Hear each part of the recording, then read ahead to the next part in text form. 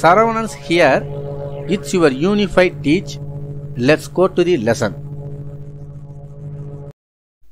10th Standard Science Unit 17 Reproduction in Plants and Animals. 17.11 Reproductive Health. If you haven't subscribed to our channel, subscribe now. Click the bell icon for notification. 17.11 Reproductive Health. இனப்பெருக்க சுகாதாரம். According to World Health Organization, reproductive health means a total well-being in all aspects of reproduction, ability to reproduce and regulate fertility, woman's ability to undergo pregnancy and safe childbirth, maternal and infant survival and well-being. உலக சுகாதார அமைப்பு world health organisation அப்படிங்கிறது சுருக்கமா who அப்படிம்பாங்க. இது ஐநா சபையினுடைய ஒரு பிரிவு. இந்த அமைப்பின்படி இந்த அமைப்பு இனப்பெருக்க சுகாதாரம்னா என்ன அப்படிங்கிற ஒரு விளக்கத்தை கொடுக்குது. அந்த அமைப்பு அது என்னென்ன அப்படின்னா, இனப்பெருக்க திறன், அதாவது ஒரு ஆண் பெண் இருவருக்கும் ஆரோக்கியமான இனப்பெருக்க திறன், அதாவது அவர்களுடைய பிறப்புறுப்புகள் சார்ந்து ஒரு ஆண்னா ஆண் உறுப்பு, விந்தகம், விந்தணு இவைகள்லாம் ஆரோக்கியமாக இருப்பது. அதே போல ஒரு பெண் அப்படின்னு எடுத்துக்கிட்டாக்கா பெண் உறுப்பு, கர்ப்பப்பை, கருமுட்டை இவர்களுடைய இந்த இரண்டு அமைப்புகள் திறனோடு இருத்தல், அதுதான் இனப்பெருக்க திறன்.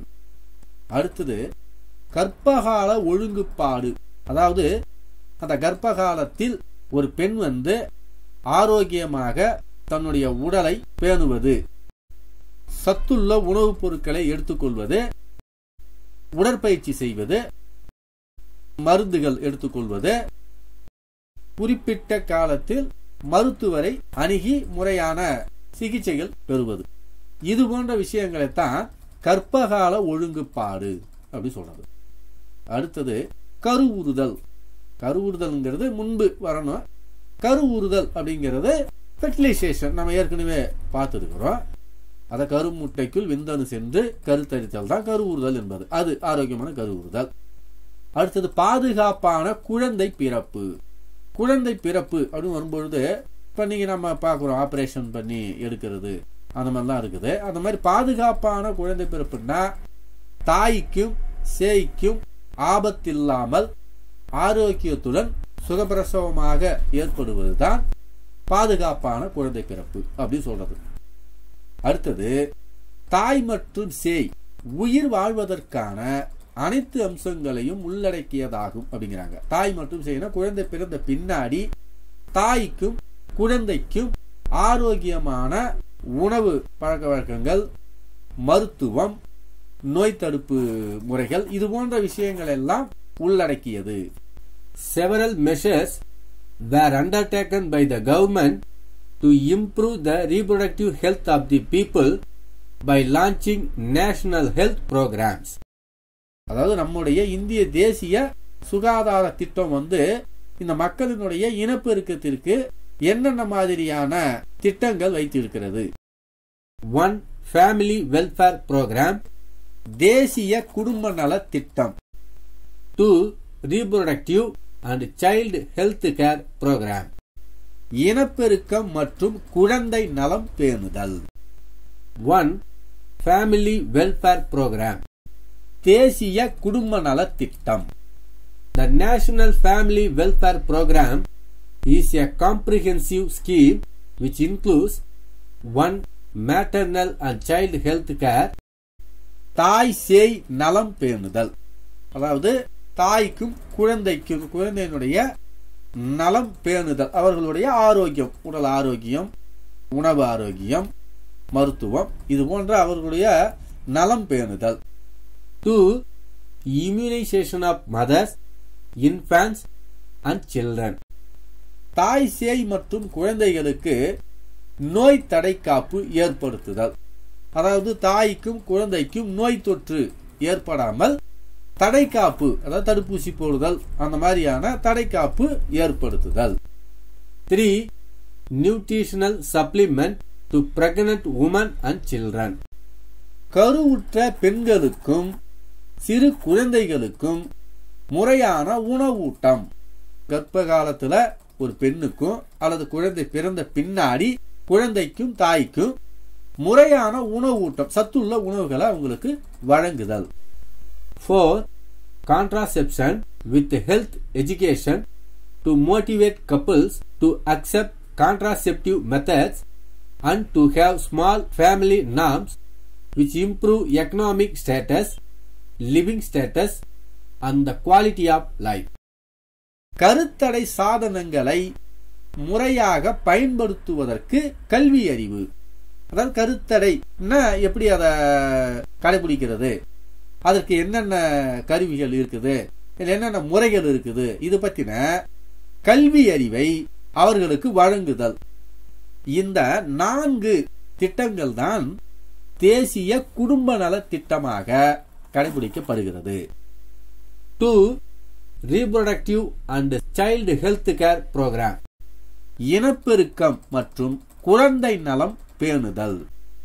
It has integrated all services which include 1.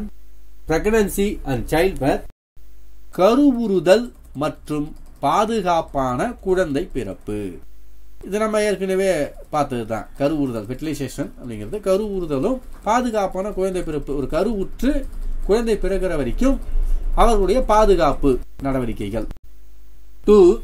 Post natal care of the mother and child. குழந்தை பிறப்பிற்கு பின் தாய் சேய் நலம் பேணுதல். அது குழந்தை பிறந்த பின்னாடி ஒரு தாய்க்கும் குழந்தைக்கும் அவங்களுடைய ஆரோக்கியத்தை பேணுதல். 3. Importance of breast feeding. தாய்ப்பாலூட்டுதலின் முக்கியத்துவம். அதாவது ஒரு குழந்தை பிறந்த பின்னாடி ஒரு குழந்தைக்கு தாய்ப்பால் ஊட்டுதல் எவ்வளவு முக்கியத்துவம் என்பதை அவர்களுக்கு புரிய வைத்து அதை பேணுதல். 4. Prevention of reproductive tract infections and sexually transmitted diseases. இனப்பெருக்க கால்வாயில் ஏற்படும் நோய் தொற்று மற்றும் பாலியல் தொடர்பான நோய்களுக்கான தடுப்பு முறைகள். இனப்பெருக்க கால்வாய் அப்படிம்பாங்க. இந்த ஆண் உறுப்பு, பெண் உறுப்பு இவைகளில் ஏற்படும் நோய் தொற்று மற்றும் பாலியல் தொடர்பான நோய்களுக்கான விழிப்புணர்வு தடுப்பு முறைகள். இந்த 4 அம்சங்கள் தான் இனப்பெருக்க மற்றும் குழந்தை நலன் பேணுதலினுடைய முக்கிய அம்சங்களாக உள்ளன. Let us see about 17.12 population explosion and family planning on the next video. This video is available in Tamil on our channel.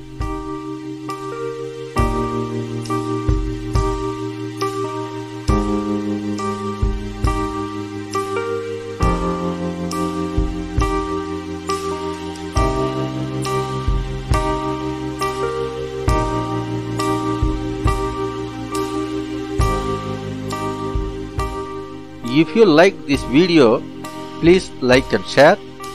Please comment below. Subscribe to our channel.